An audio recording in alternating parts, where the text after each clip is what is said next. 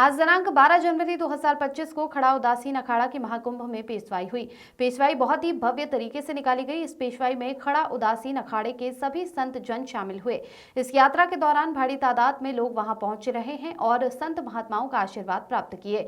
इस पेशवाई में बहुत सारे संत महात्माओं ने अपने कला से लोगों को अपनी ओर आकर्षित किया। पेशवाई में तरह तरह के बैंड बाजे और बहुत प्रकार की झांकियों का भी आयोजन किया गया।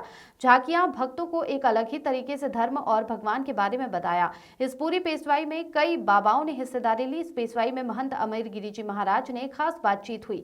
बातचीत के दौरान महंत अमरगिरी जी सनातन धर्म के बारे में बताया और महाकुंभ की विशेषताओं के बारे में भी बताया। संगम क्षेत्र में आने वाले सभी भक्तों को स्वच्छता के बारे में बताया कि स्वच्छ महाकुंभ तभी यह महाकुंभ दिव्य महाकुंभ होगा।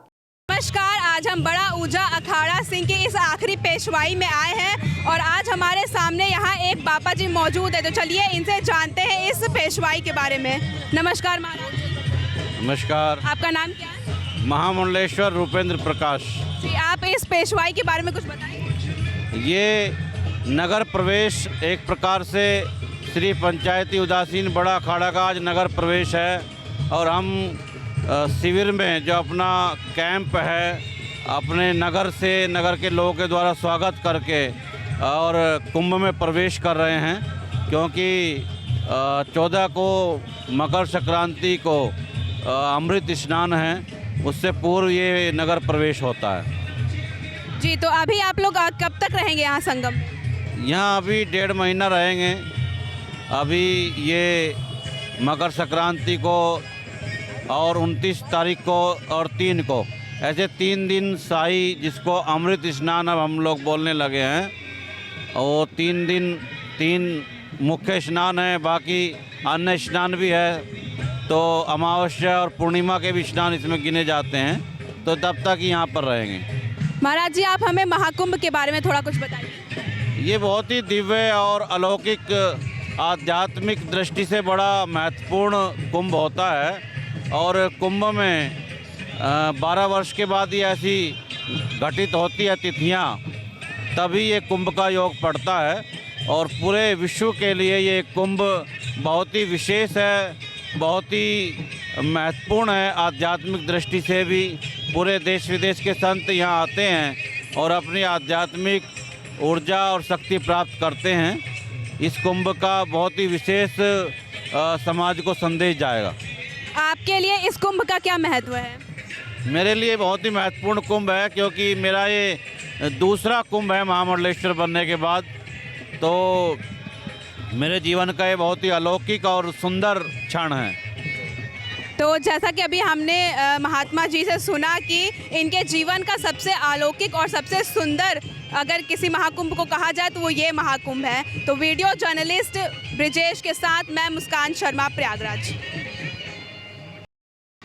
अभी हम मौजूद हैं प्रयागराज की पावन धरती पे। जैसा कि सभी संत महात्माओं का आगमन प्रयागराज की धरती पे लगातार हो रहा है और तमाम प्रकार की पेशवाइयाँ निकाली जा रही है।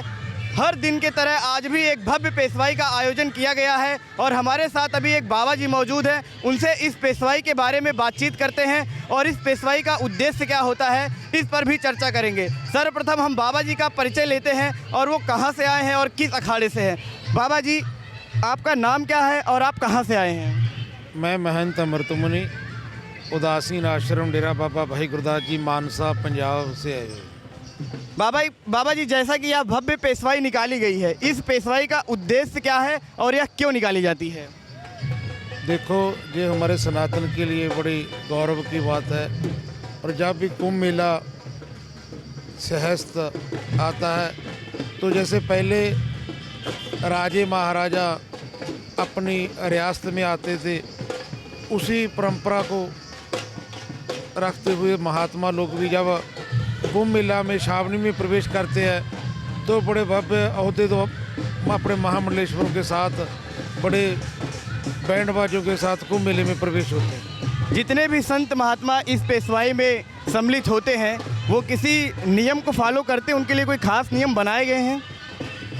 देखो, जो अखाड़ों के नियम होते हैं वो तो सभी को पालन करना होता है, तो सभी महात्मा अच्छी तरह से जो अखाड़े के निर्देश होते हैं उसका पालन करते हैं। बाबा जी, इस पेशवाई का भक्तों पर क्या प्रभाव रहता है? उनको क्या सीखने के लिए मिलता है इस पेशवाई से? देखो, भक्तों के लिए या संगत के लिए तो ये एक गौरव की बात है भी उनके जो गुरु लोग हैं, महात्मा लोग हैं, सत्कार लोग हैं, वो अपने ओहदों पे इज्जत से, सत्कार से उनको अखाड़ों की तरफ से विराजमान करके कुंभ मेला श्रावणी में लेकर आया जाता है। और जैसा कि बाबा, ये जो सन 2025 में महाकुंभ लग रहा है, इसका नाम दिव्य कुंभ और डिजिटल कुंभ रखा गया है। तो संत महात्मा डिजिटल महाकुंभ को किस नज़रिए से देख रहे हैं? देखो, ये तो हमारे सनातन का बड़ा विशाल पर्व है और ये हमारे हिंदुस्तान में जो भी वासी रहते हैं, जो 4 जगह कुंभ मेला लगता है, सो तीर्थों का राजा प्रयागराज जो 2025 में लग रहा है, सो बड़े गौरव की बात है। मैं तो आपके चैनल के माध्यम से कहूँगा कि सभी लोग आएँ और इस संगम में स्नान करके और अपना जीवन सफल बनाएं। बाबा जी, जैसा कि आप जानते हैं कि सन 2025 का कुंभ महाकुंभ होगा और दिव्य कुंभ होगा, भव्य कुंभ होगा, इसका विदेश स्तर पर क्या प्रभाव रहेगा? देखो, पहले तो मैं इस कुंभ मेले की यहाँ के स्थानीय हमारे मुख्यमंत्री योगी आदित्यनाथ जी को बहुत बहुत बधाई देना चाहूँगा कि उनकी द्वारा जो अरेंजमेंट प्रबंध किए गए हैं बड़े प्रशंसनीय है। प्रशासन का हो, चाहे सफाई, शौचालय, किसी भी प्रकार का हो, सरकार की द्वारा बहुत अच्छे प्रबंध किए गए हैं और ये हमारे देश के लिए, सनातन के लिए एक बड़ी अच्छी छाप छोड़ कर जाएगी। और बाबा जी, जितने भी भक्त बाहर से आ रहे हैं, उनके लिए आप क्या संदेश देना चाहते हैं कि इस कुंभ को कैसे स्वच्छ और दिव्य बनाया जाए? देखो, सभी लोग आएँ, अपनी आस्था की डुबकी संगम में लगवाएं और प्रशासन का साथ देते हुए, नियमों का पालन करते हुए अपने इस मेले में रहें और अपना योगदान दें और अपने जीवन को सफल बनाएं। जैसा कि बाबा जी ने अभी महाकुंभ के बारे में बताया और यहाँ पेशवाई क्यों निकाली जाती है इसके बारे में बताया, मैं journalist Brajesh Kumar Sen, cameraman journalist Sajjan Singh Gaharwar, संगम न्यूज एक्सप्रेस। जय हिंद, जय भारत।